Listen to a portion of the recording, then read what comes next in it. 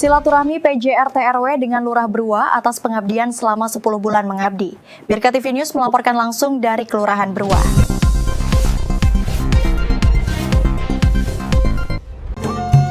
Di sore yang penuh makna, tawa, haru, dan kenangan menyatu di pendopo kompleks Sikamaseang Kelurahan Berua. Lurah Berua, Andi Suryanti, menghadiri silaturahmi dengan para PJS RT dan RW yang telah mengabdi selama 10 bulan dengan dedikasi yang tinggi. Sebuah acara perpisahan yang sederhana, namun syarat makna yang penuh kesan yang sangat mendalam.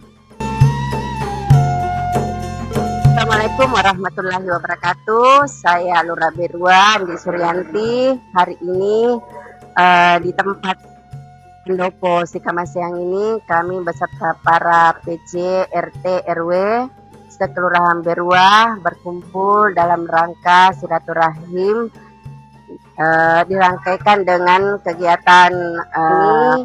Kami kumpul bersama PJ RT RW sekelurahan Berua, di mana pertemuan kali ini pertemuan terakhir masa jabatan PJ RT RW sekaligus bersilaturahmi dengan para PJ RT RW. Terima kasih kepada Bapak PJ RT RW karena selama ini menjabat sebagai PJ kurang lebih 10 bulan.